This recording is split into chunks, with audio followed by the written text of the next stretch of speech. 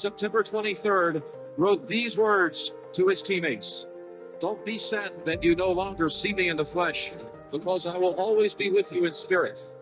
Hold me dear to your hearts, as you know I do all of you. I love you all. Go get them, and bring home the Orange Bowl. It was signed, Love Sal. Some players changed the game, others changed something far bigger. Sal Aunese was supposed to lead the Colorado Buffaloes to greatness. He was young, talented, and full of life. Colorado fans believed he was the quarterback who could finally take their team to the top. But then, everything changed.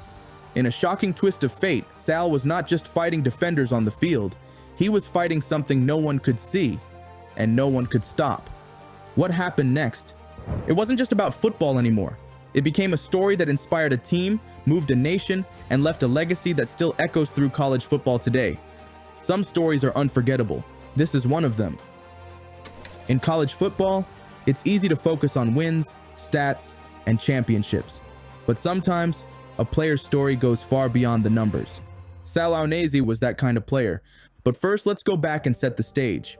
In the late 80s, Bill McCartney was trying to resurrect Colorado's program in the Big Eight. Truth be told, the Buffs were a doormat, but they didn't have to look outside their conference to find the elite of college football.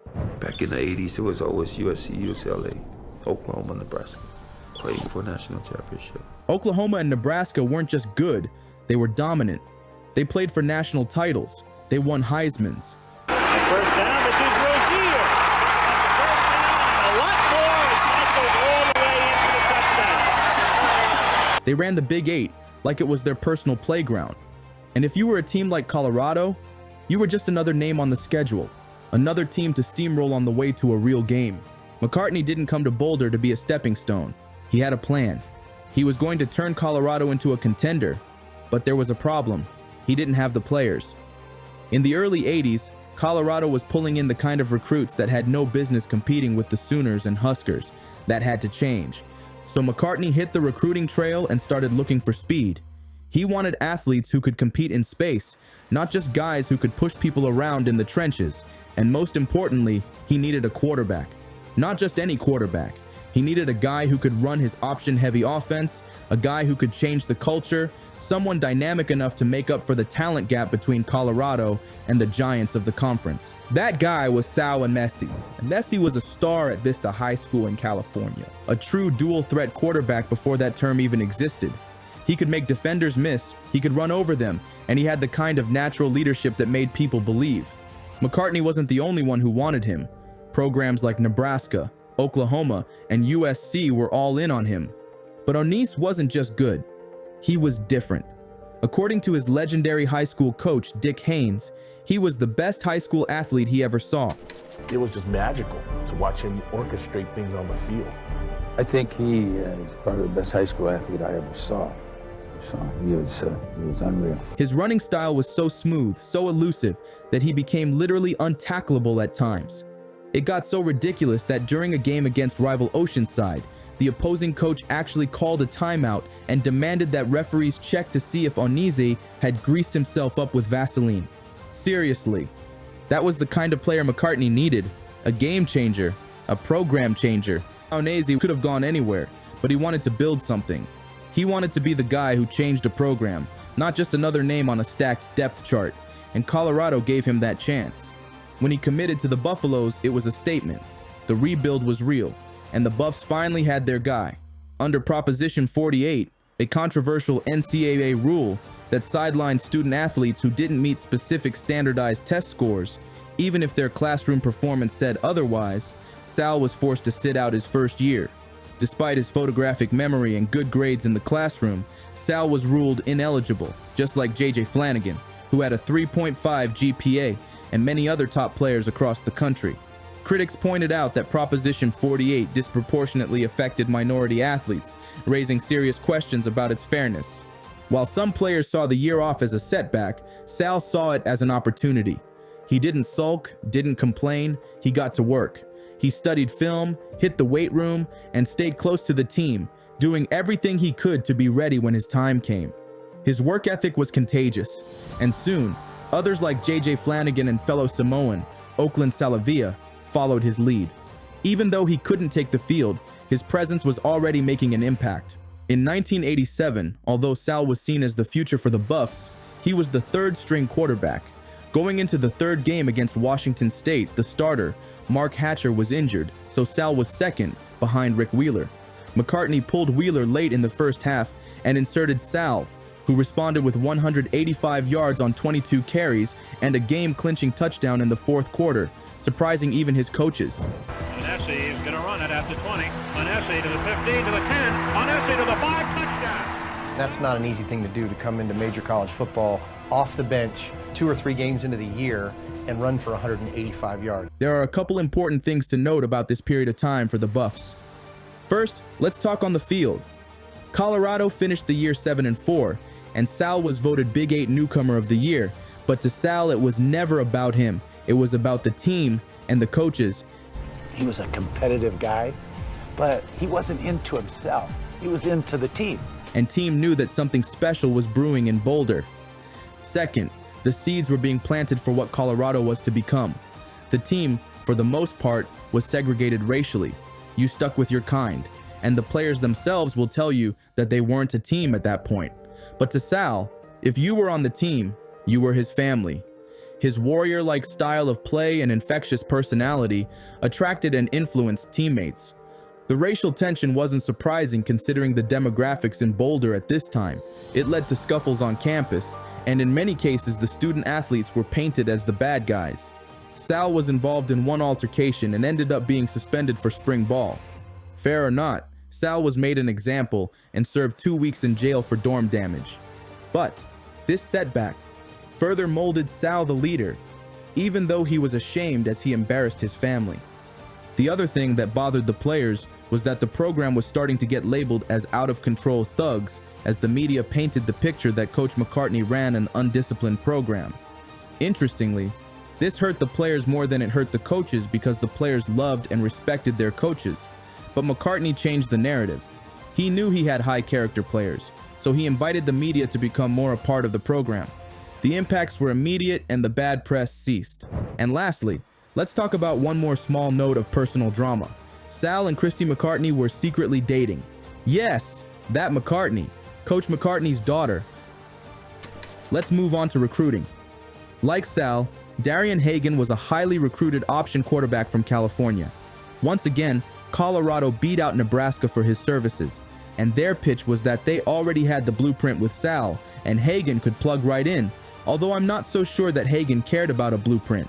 Hagan had a bit of a Deion Sanders personality, and to be fair, Hagan was a kid from South Central LA, where he felt he had something to prove. He brought this attitude to Boulder, and it didn't sit well with many of his teammates. But Sal saw something in him, and like great leaders, he wasn't threatened by Hagan. He embraced him and told his teammates to embrace him as well. Here's Aunese rolling into the left side on the bootleg. He's going to go for a touchdown for Colorado. Colorado's '88 season showed their potential. They started off 4-0, including a big win early against number 19 Iowa in Iowa City. Their only losses were to number 13 Oklahoma State and close losses to number 9 Oklahoma and number 7 Nebraska. And running behind them is Bieniemy.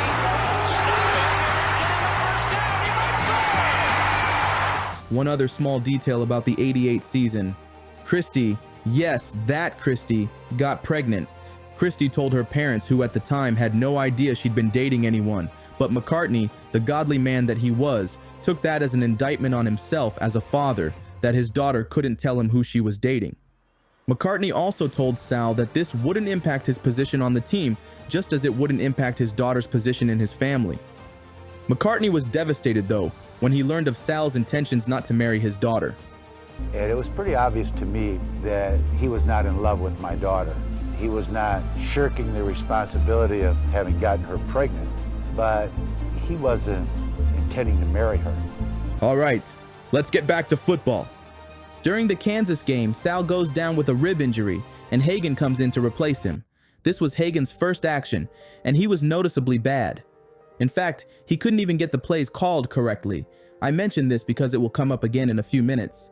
The Buffs finished their season 8-3, and a trip to the Freedom Bowl against BYU, in what was sort of a homecoming for Sal.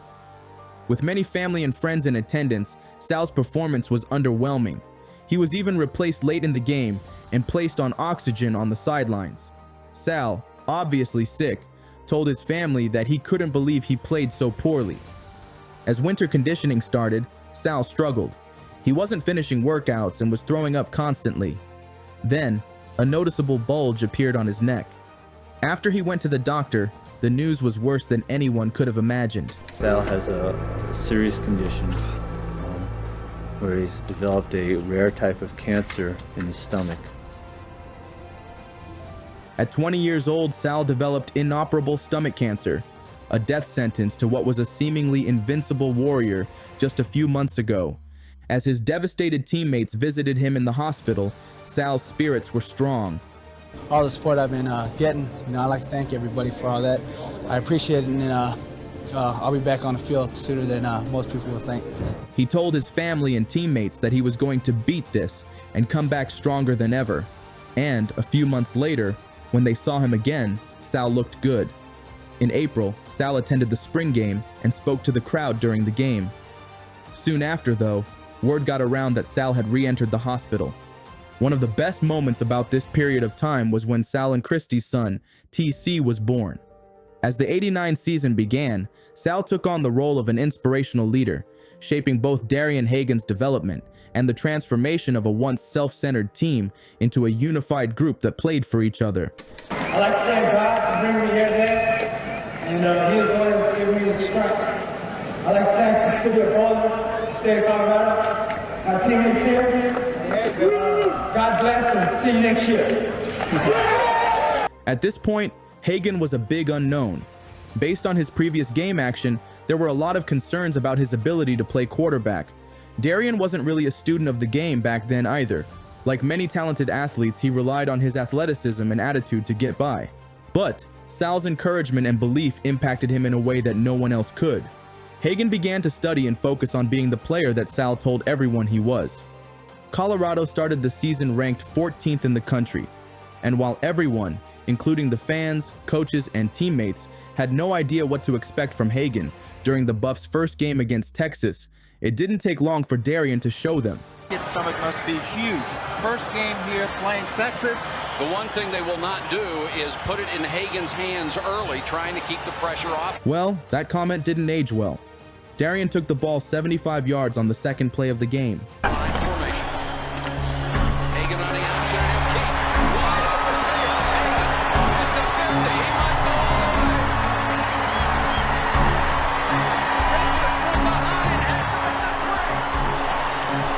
the 3. Colorado went on to win, 27-6, with Hagan accounting for 166 yards rushing and 95 yards passing.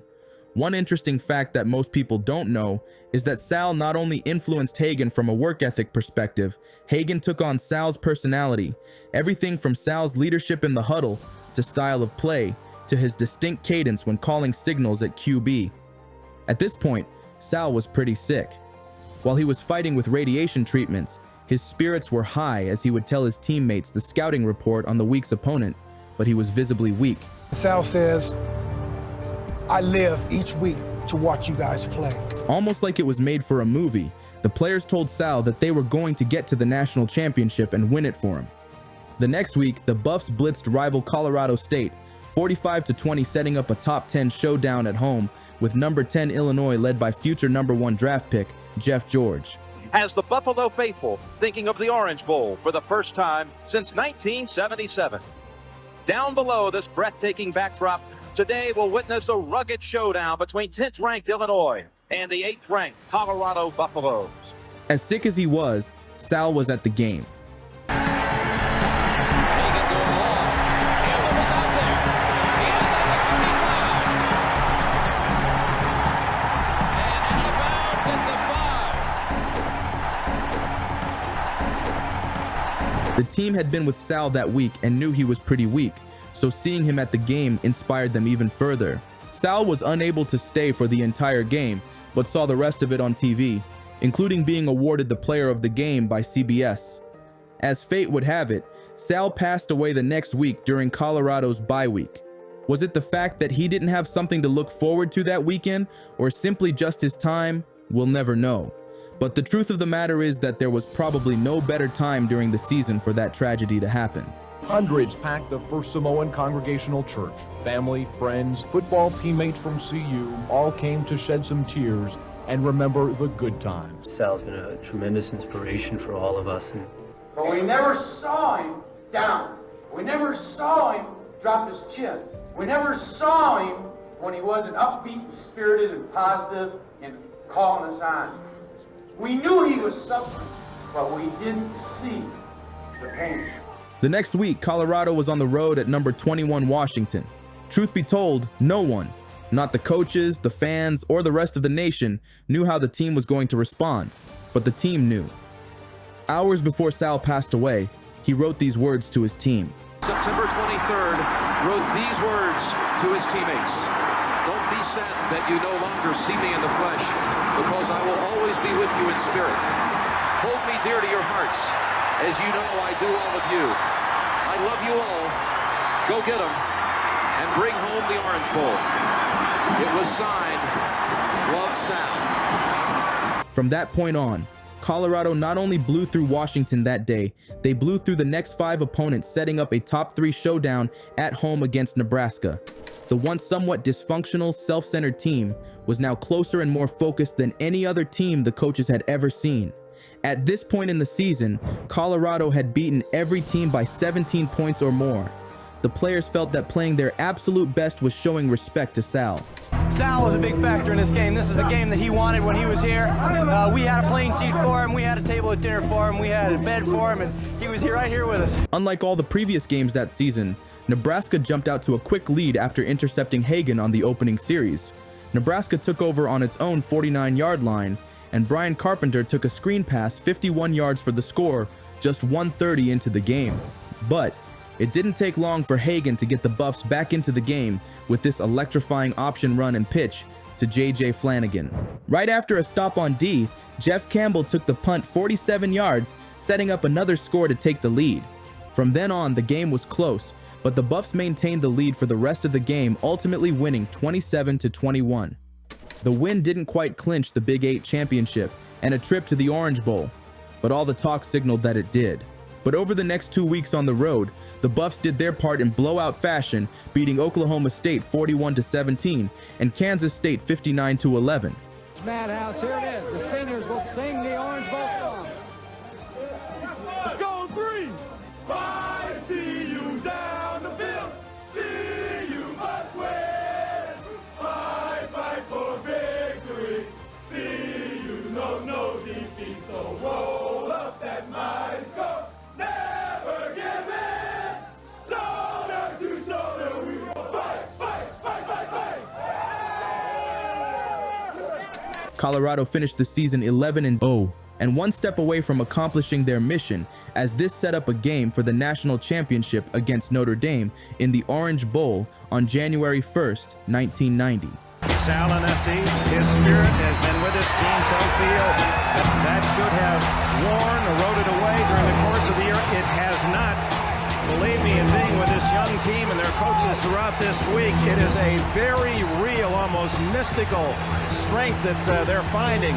Religious. They're marked in various ways. Sal on the back of the linebacker, Michael Jones. Unfortunately, this wasn't a storybook ending, as the Irish won the game 21-6. Or was it? That year, the only real adversity that the Colorado team faced was outside of football with Sal's death. They were never really tested until Notre Dame, and they failed. The next year, though, many of those same players were back, and almost every single game was close into the fourth quarter. And exactly 1 year later, on January 1st, 1991, Colorado faced Notre Dame in a rematch. This time, Colorado would go on to win the game and a share of the national championship with Georgia Tech, but it wasn't easy. First off, why in the world would you punt to the Rocket in this situation? But in the end, it didn't matter. After an electrifying 91-yard punt return, the play was called back for a block in the back.